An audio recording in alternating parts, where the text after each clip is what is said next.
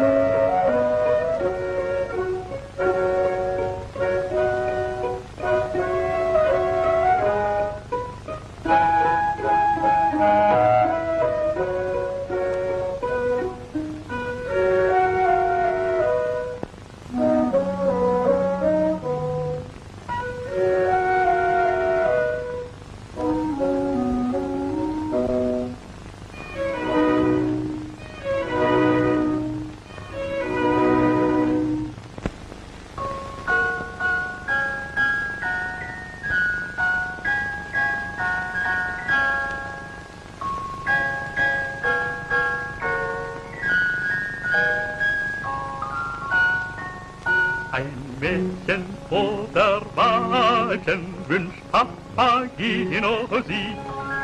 Oh, so ein sanftes Häubchen wär Seligkeit für mich, wär Seligkeit für mich, wär Seligkeit für mich.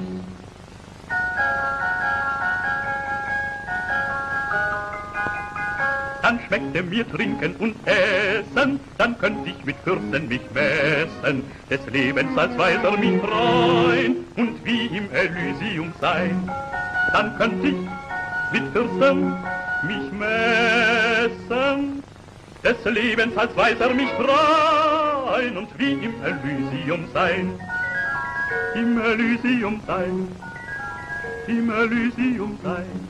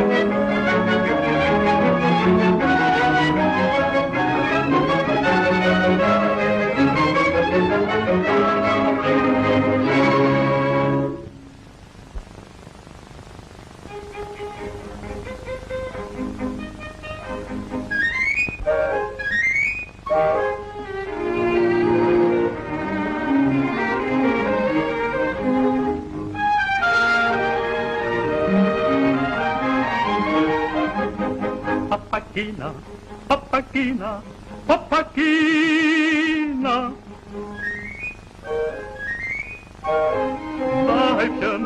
Täubchen, meine Schöne, vergebens.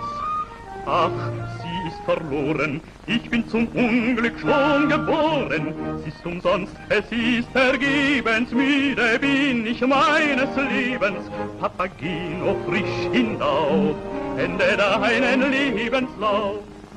Nun, ich warte noch, es sei, ich warte noch.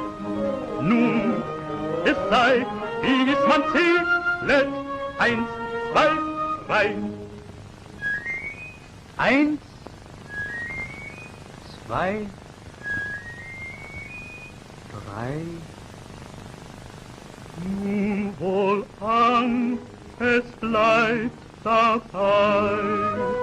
Nun wohlan, es bleibt dabei, weil mich nichts zurückhält. Gute Nacht, du falsche Welt. Gute Nacht, du falsche Welt.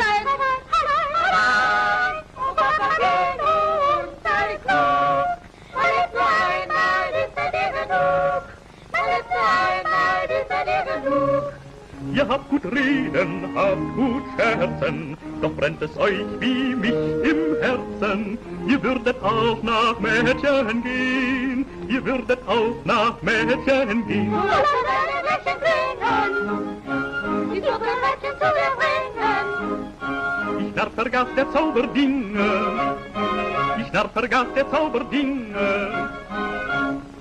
Erklinge Glockenspieler, erklinge, ich muss mein liebes Mädchen sehen, ich muss mein liebes Mädchen sehen.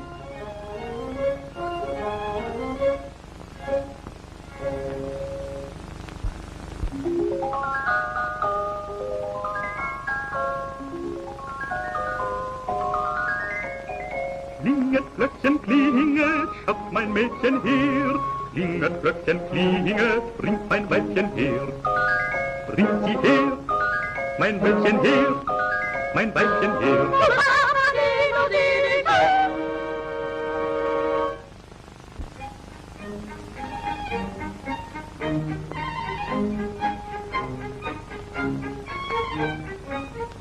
Ha, ha, ha.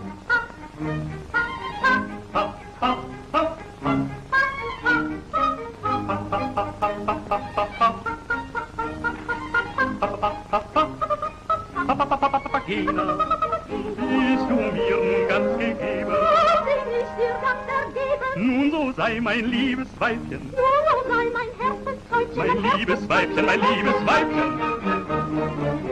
Welche Freude wird das sein, Welcher Freude wird das sein, wenn die Götter uns bedenken, wenn die Götter uns dann denken. unserer liebe Kinder schenken, unserer liebe Kinder schenken, so liebe kleine Kinderlein, Kinderlein, Kinderlein, Kinderlein, so liebe kleine Kinderlein, so liebe kleine Kinderlein. Erst eine kleine Frau, dann wieder einen Papageno, Papageno, Papageno, Papageno, Papageno.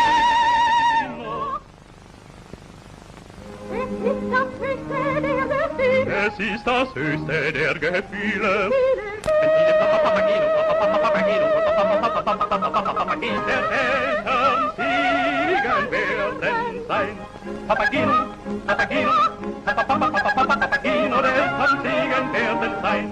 Papageno, Papageno, Papageno, der Eltern Segen werden sein. Der Eltern Segen werden sein. Der Eltern Segen werden sein. Papageno, Papageno, Papageno, Papageno, Papageno.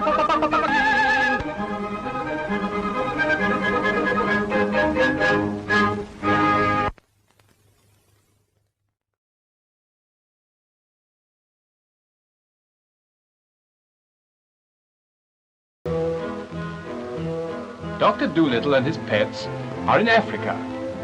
They are on their way to Monkeyland to look after the monkeys when some cannibals find them.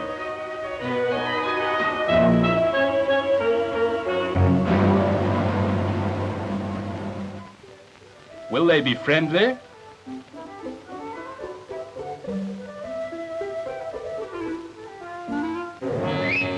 Oh dear, not very friendly. In fact, ow! The doctor and his pets were hustled away to the cannibal king.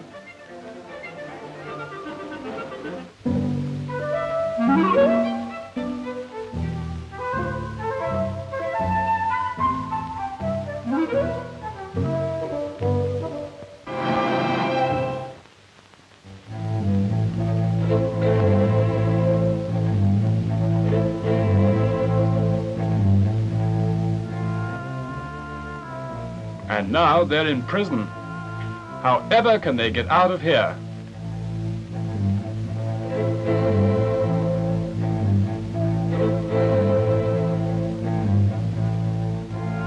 Maybe Polly can help. She's small enough to get between the bars.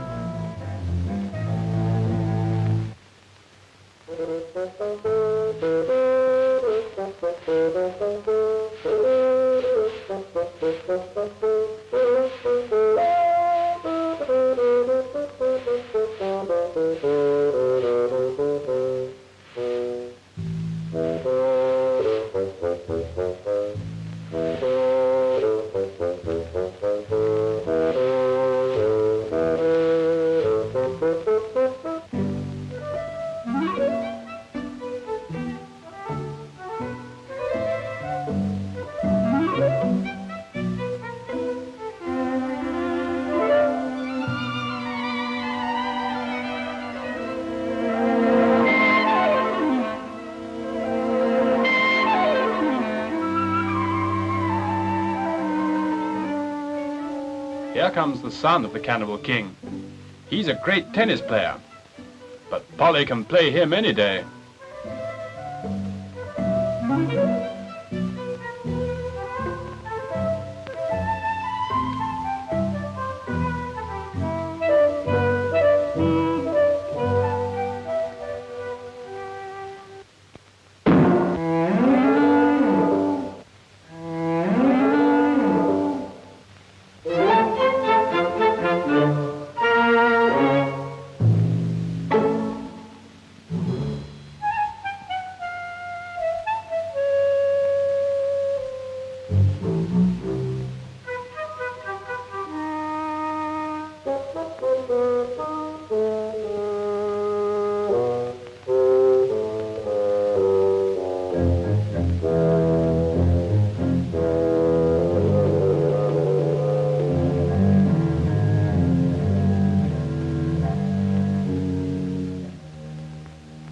Polly quickly flew back to the prison hut with the key. They must hurry and get away before the cannibal king finds the key is missing. Come on, quickly now.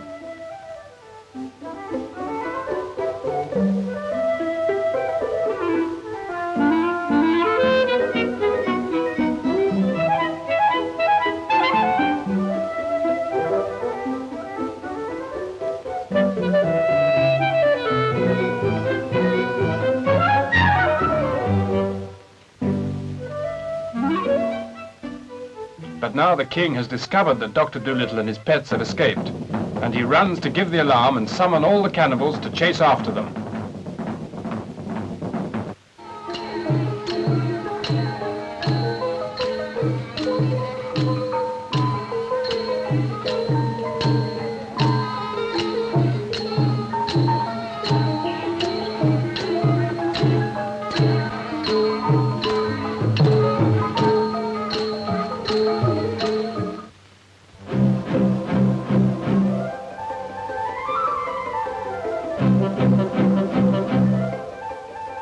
Led by Chi-Chi the monkey, the pets and Dr. Dolittle run as fast as they can towards Monkeyland.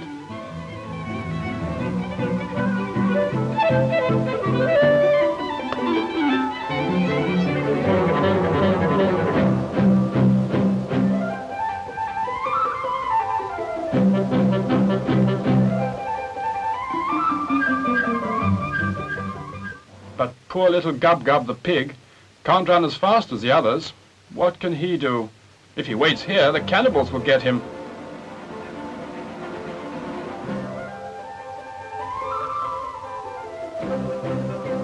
so it's a real piggyback for Gub Gub. Hurry now.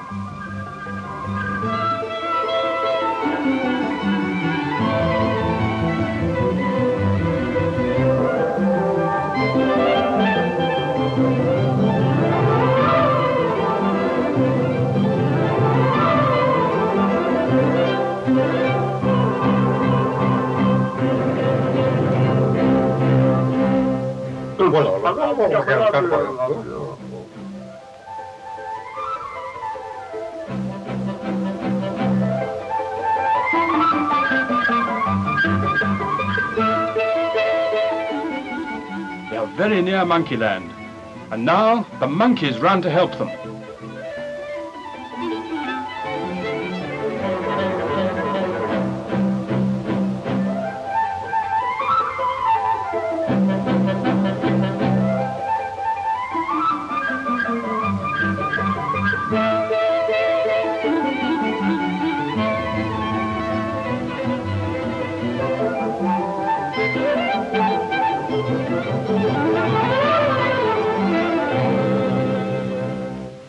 A steep cliff and no bridge.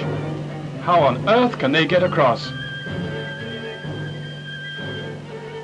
But the monkeys know how. By Monkey Bridge.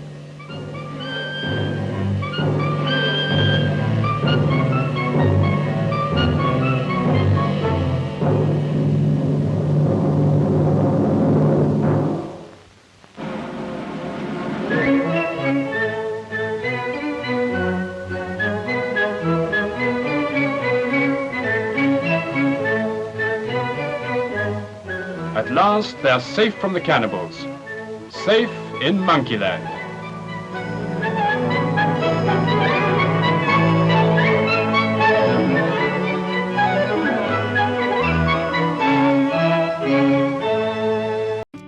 Lotte Reiniger set the bar when it comes to animating stories into film. She was the first to make feature-length animated movies, something that wasn't done at the time. She made over 40 films, most of which haven't survived into the modern era.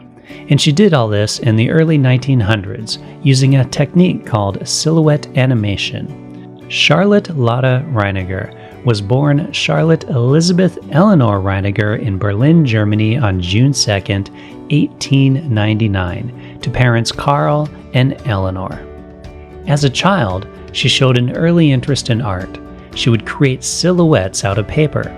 Paper cutting as an art was big at the time, and she showed a natural aptitude for it. She could cut silhouettes as soon as she could hold scissors. She also really enjoyed theater as a child and would put on plays in her family's apartment. Silhouettes were an excellent solution for the small space of the family home. Lotte went to school for theater and studied under Max Reinhardt. She would even cut silhouettes while watching shows at the theater. At 17, she began making title cards and then did rat puppets for Paul Weiniger's version of The Pied Piper of Hamlet. The success of this work got her admitted into the Institute for Cultural Research, where she started making short silhouette animations for the Institute, which became a hub of experimental animation. It was at the school that she made her first film, The Ornament of a Loving Heart. Another member of the experimental art group at the Institute was Carl Koch, who she met in 1919 and would become her creative partner and husband. They were married on December 6, 1921. Lotte would handle the artistic aspects of their films, such as the storyboards, the plots, and the characters, and doing the cutouts, while Carl would handle the technical aspects, such as the camera work. The two would spend their time traveling between Berlin and Paris in the 1920s. In 1922, she animated the story of Cinderella. The film starts with actual hands as silhouettes, cutting the paper, and then making it look like the paper was coming to life. Lotte never really intended to make a feature film. It was when she met investment banker Louis Hagen. It was he who would encourage her to make an animated feature, which turned out to be The Adventures of Prince Ahmed. This is the first known feature-length animated film. Often, Snow White is credited as being the first animated film. The main reason is the style of animation was different between the two, with Prince Ahmed being done as silhouette animation and Snow White was made using cell animation. The Adventures of Prince Ahmed took 3 years to make from 1923 to 1926. Once complete, Lotte had to arrange screenings herself, as many theaters in Germany at the time didn't want to screen a feature-length animated film. But after her screenings, the press was so positive that she was invited to screen in more theaters. The film then went to tour in Paris, where it ran for months, before going back to Germany and being shown. She followed up Prince Ahmed with Dr. Dolittle. She also directed a live-action film called The Pursuit of Happiness. The film was made just as the movies were going from silents to talkies, and that film was filmed as a silent. What she did to balance that out was to add voices later on, which turned out to sound poorly, and the film was considered a failure, and she went back to making animated short films. In the 1930s, Lotte and Karl left Germany after witnessing the rise of the Nazi Party. Neither Lotte nor Karl were Jewish, but they had many Jewish friends and were not fans of the Hitler regime. This, unfortunately, is how many of her films were lost and don't survive to this day, since she left the negatives behind and they were later destroyed. Most of the versions of her films we see today are made from prints of those films. Lotte and Karl moved around a lot, from many countries including France, Italy, and England. They returned to Germany for visits, including a 1943 visit to care for her mother, but then moved to the UK in 1949, becoming British citizens. In London, they set up a production studio.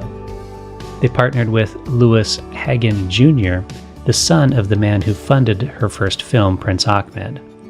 During this time, she was very productive in filmmaking, producing dozens of films as well as performing with live shadow puppet performances, and wrote a book about silhouettes. A very active era until the death of her husband in 1963, at which point she withdrew from public life and filmmaking for several years. In 1969, she returned to Germany and started touring the US and other countries, talking about her animation process. In 1980, she made her last film called The Four Seasons, and died a year later on June 19, 1981, at the age of 82.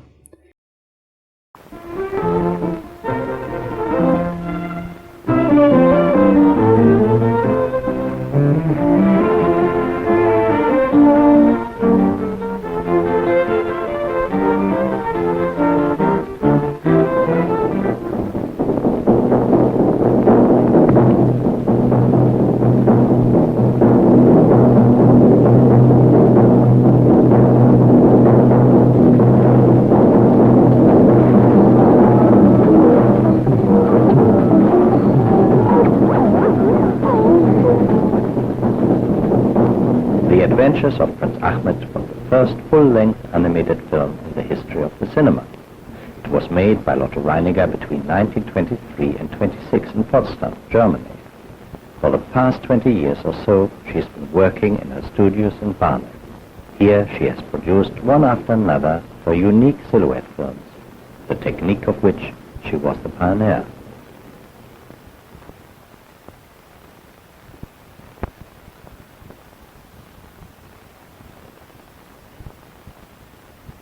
Since Miss Reiniger made Prince Ahmed, she has made over 40 films, all using simple variations of the basic technique. And simple though this technique might seem, it is in the subtleties of its application that its success is achieved. Here I am to tell you about what I shall have to do to make a silhouette film. First of all, select an idea which I like to do very much, for the work takes a very long time. Let us make Papageno.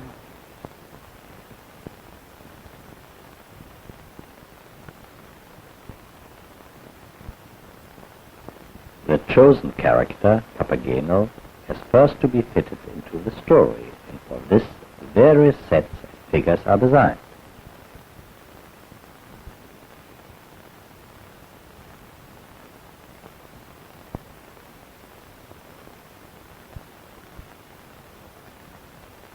These eventually complete the final storyboard, the blueprint for the film, showing the different sequences which will later be further broken down into the particular movements of the figures. Despite the intricate nature of her specialized technique of filming, the importance of the story must not be underestimated in Miss Reiniger's work. The magic of the fairy tale has always been her greatest fascination, yet her own interpretations attain a unique quality.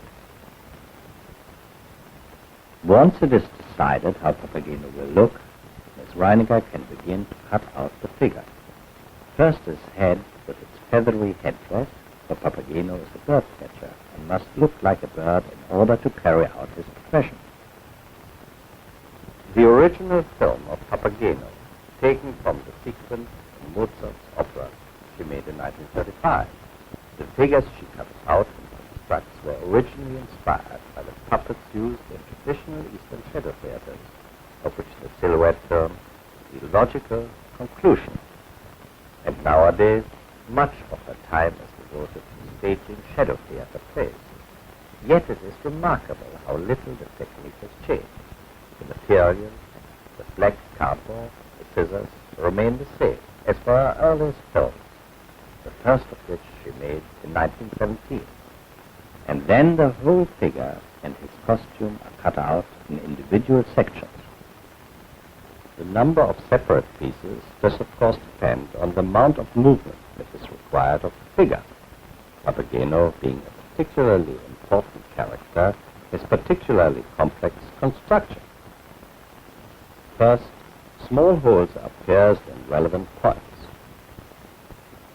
All these limbs and pieces of costume are joined together with small wire hinges. The hinges are intricately tied, for it is essential that they successfully withstand the constant movement demanded of them. When such a hinge is subject to excessive use, it is weighted with flat pieces of lead, which helps also, of course, to keep the figure flat, for otherwise it might warp under the heat of the camera lights.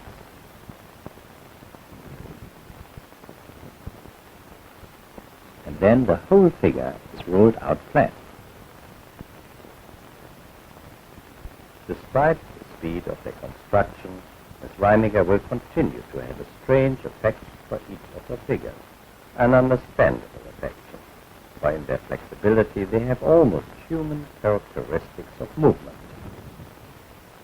His movements are checked, standing, sitting, kneeling, hopping, and so on.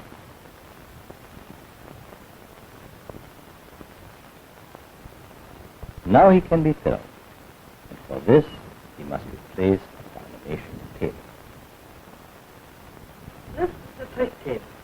If you don't have such a thing at home, you take your best dining table, cut a hole into it, put a glass plate over it, and over the glass plate some transparent paper, and then you put some light on from underneath.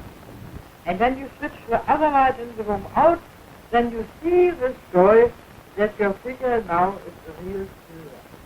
To make the figure move, it must be placed in the correct position and a shot taken. The figure is then moved a fraction further, and a second shot is taken, and so on, so that with much patience and concentration, the figure moves more and more. The camera shutter opens again and again, and the final result will be the figure moving across the screen.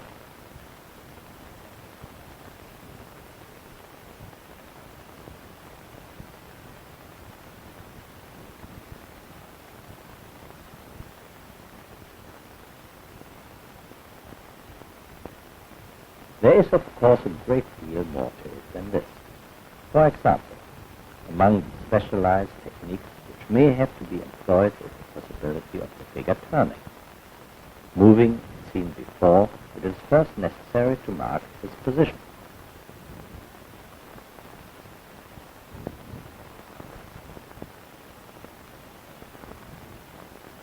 The next step is to turn its head. Take a picture, and then gradually the limbs turned one by one, and pictures taken. You can now proceed to move in the opposite direction.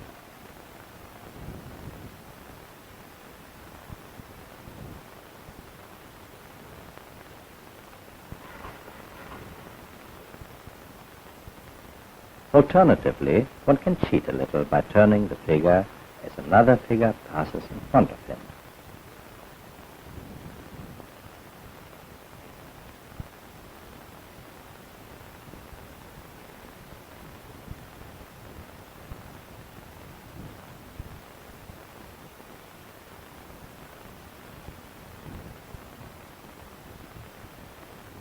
Because the camera is fixed, and besides, to go too near to small figures would make their outline appear too rough, to achieve close-ups it is necessary to construct an entirely new version of the original figure.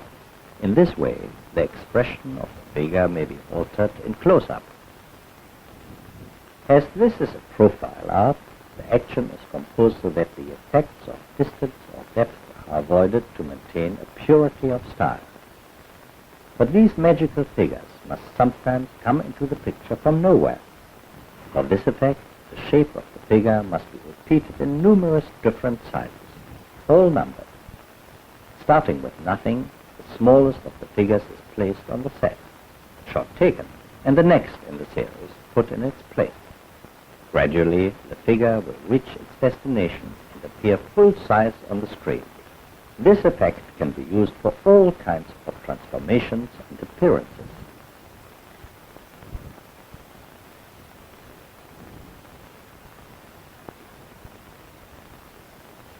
One of the most important tools of the technique are the scissors, and it is in the construction of the backgrounds that the scissors play one of their most vital roles. Constructing the different layers and thicknesses of transparent paper. Over all these layers is placed a single sheet of paper to give the figure freedom to move.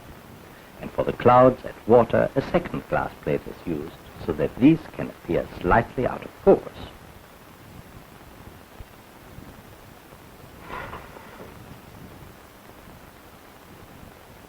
Bearing in mind that the camera is fixed, it must be emphasized that in order to create panning effects, it is necessary to move the whole set.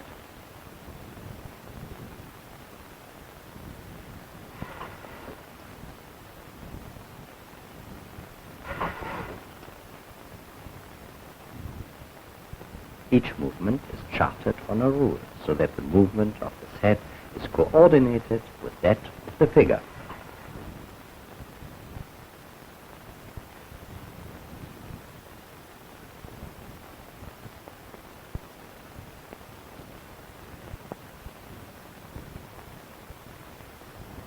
During the shooting, each frame is numbered and recorded in the shooting book so that the number of shots corresponds to the music and the movements.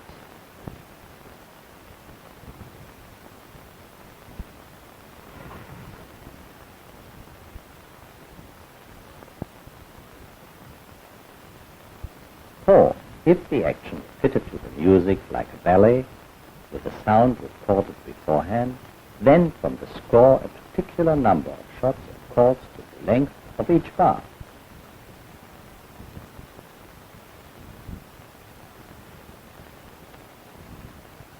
This carefully calculated shooting of the film may proceed so that this delicate balance of musical notes for individual movements of the figures and of camera shots will produce the harmony which characterizes the films of Lotte Reiniger.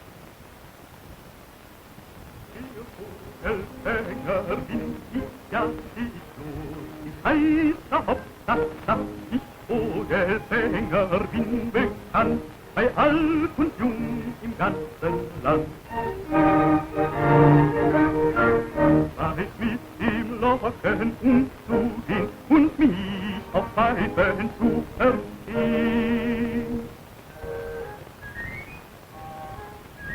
Guten Tag, mich froh und lustig sein, denn alle Vögel sind ja mein. Miss Reiniger worked almost from the outset with her husband Karl Koch, who died in 1963. He had been a prominent filmmaker in his own right, working with Jean Renoir on the First World War classic, La Grande Illusion, and completing Tosca for him in Italy. More recently, he and Miss Reiniger developed the silhouette technique to include color.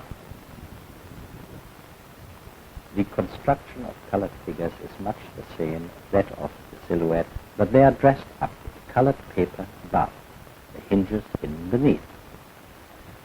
Various parts of the set are also constructed in this way, but mostly the backgrounds are made up of colored cinemas, allowing an infinite number of colors and combinations to be achieved.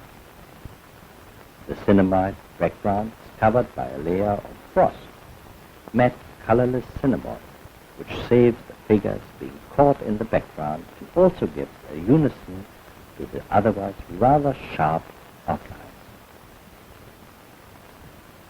With the use of top lighting, the color of the figures is highlighted.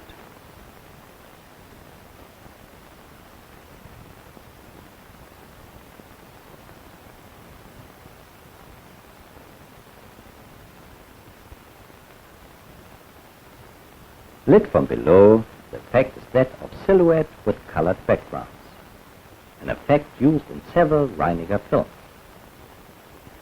This set is for an interlude in the Coventry Theatre pantomime The Frog Prince, and shows the well into which the frog has jumped in order to retrieve the princess's golden ball.